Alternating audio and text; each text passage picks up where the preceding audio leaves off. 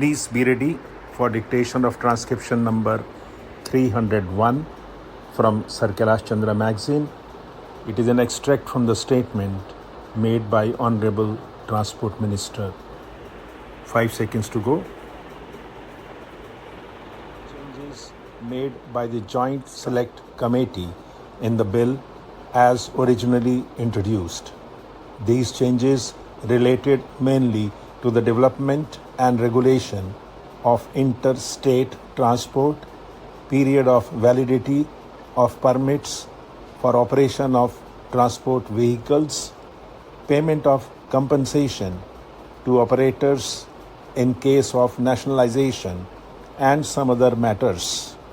I am glad to say that the committee, realizing the need for developing and expanding transport facilities in the country, proceeded to make changes so as to produce the desired result.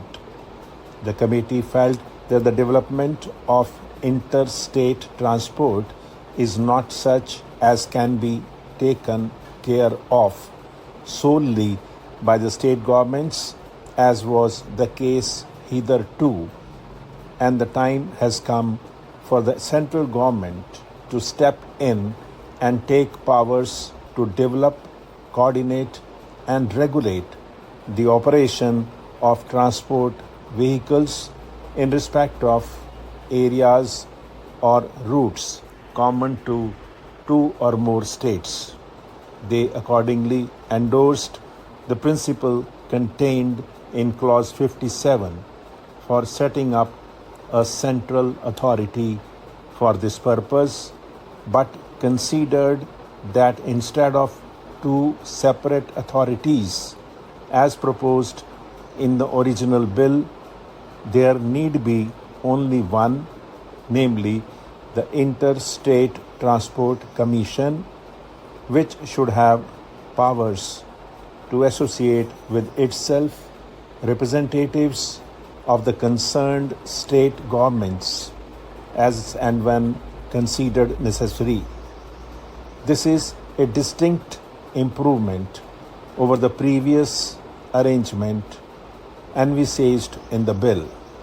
The committee also amended Clause 52 and decided to remove the mileage restrictions for grant of public carriers permits between places connected by railways. This will give greater freedom of movement of vehicles for interstate operation. As regards the period of validity of a permit, the committee was generally of the opinion that as the prices of vehicles had gone up, the operators needed security of business if they were to invest large amounts of money for providing transport facilities to the general public. One method of ensuring this, it was thought, would be by increasing the period of validity of permits, and another by training the present provision of giving preference to applications for renewal of permits over new applications. Clause 50 of the bill was accordingly amended so that a permit for a stage carriage shall be effective without renewal for a period of 3 to 5 years, and a public or private carrier's permit will be effective for a period of 5 years.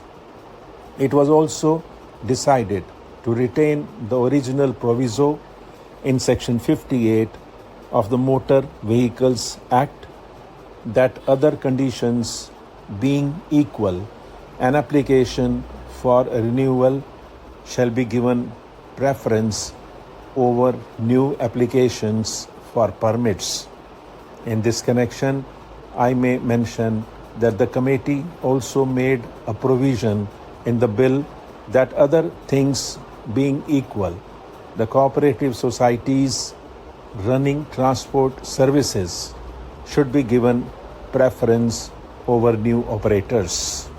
This preference for cooperative societies will, to some extent, help the policy of government to encourage the formation of viable units which it is considered can promote operational efficiency and better utilization of vehicles leading to general economy. The question of payment of compensation to operators displaced as a result of introduction or expansion of nationalization of road transport services was discussed by the committee at great length. It was generally felt that the amount of compensation provided in the original bill was far from adequate. It was also urged that every time the compensation should be paid for non-renewal of permits and that the amount payable for the cancellation of a permit or the modification of the terms thereof should be fixed with reference to the earnings of the individual operator concerned. A view was also expressed that it should be obligatory on a state transport undertaking to acquire all the assets of a private operator in whose case permits were cancelled or the terms thereof were modified in implementation of an approved scheme for introduction or expansion of nationalized road transport services.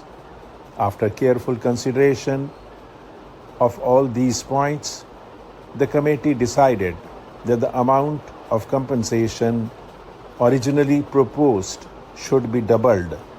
The committee thought that there was no question of compensation so far as non-renewal of a permit was concerned, as it did not involve any loss of business.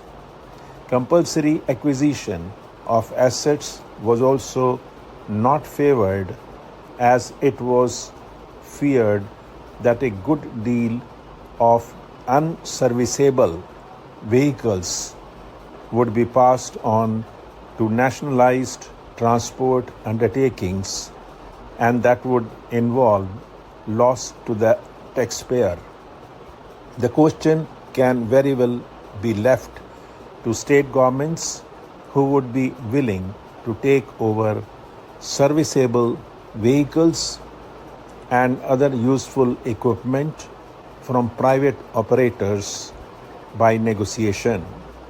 The committee also amended Clause 37 to provide for directions being issued by state governments to the state transport authorities to grant permits for alternative routes or areas to operators displaced as a result of nationalization.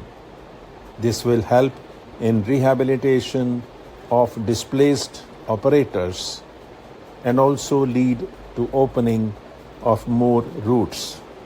Provision has also been made that the private operators should form unions and ply their vehicles more efficiently.